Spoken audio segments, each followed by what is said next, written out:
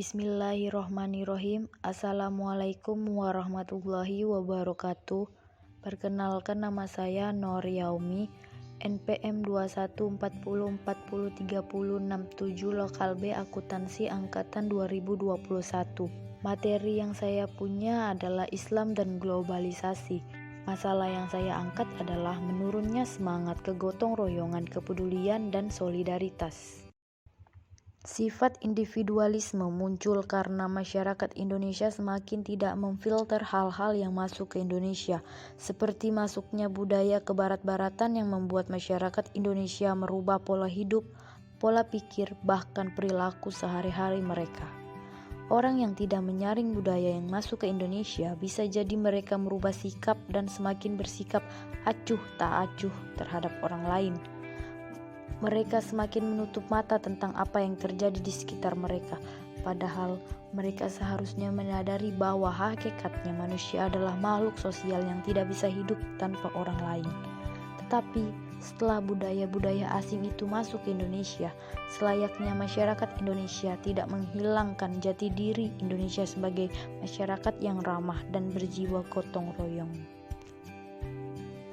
Munculnya era globalisasi ini membuat orang Indonesia kehilangan jati diri yang sesungguhnya.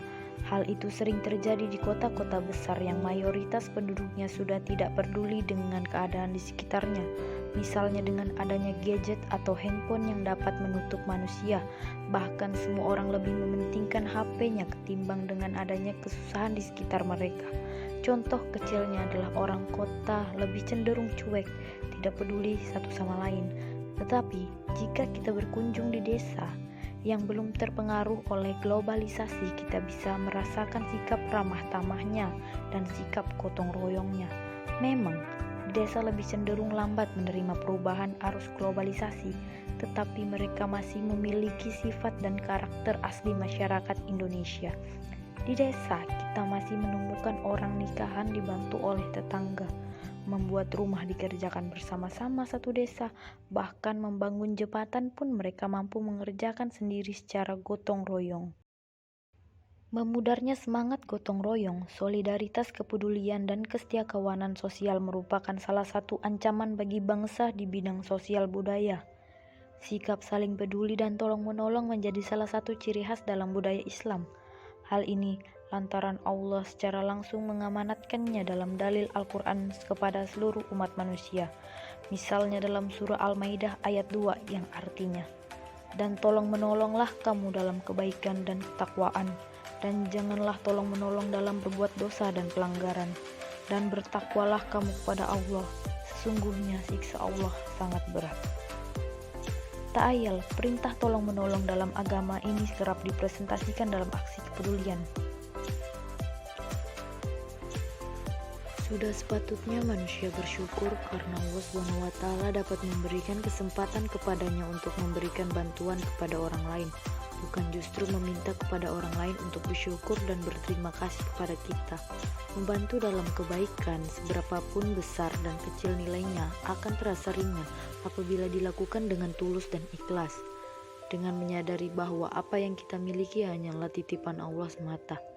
Maka budaya saling berbagi dan peduli dalam Islam pun begitu kuat. 5 alasan penyebab mengudarnya gotong royong mulai ditinggalkan. Pertama, adanya kesibukan. 2, muncul rasa malas, sosialisasi yang kurang atau egois, salah paham soal bantuan, dan kecemburuan sosial. Cara mencegah pudarnya rasa gotong royong dalam kehidupan masyarakat Indonesia antara lain: 1. Berorganisasi. Organisasi dilakukan untuk masyarakat agar lebih dekat dengan sekitar dan secara tidak langsung dapat memupuk sifat kepedulian antar manusia. 2. Sosialisasi atau interaksi dengan banyak orang. Sosialisasi dapat menumbuhkan kembali sikap dan sifat gotong royong. Hal ini disebabkan karena adanya sosialisasi, kita bisa mengetahui bagaimana keadaan orang-orang di sekitar kita, baik itu senang maupun sedih. Kita dapat sharing berbagai masalah, dan tidak sedikit dari kita pasti muncul rasa iba dan rasa ingin membantunya.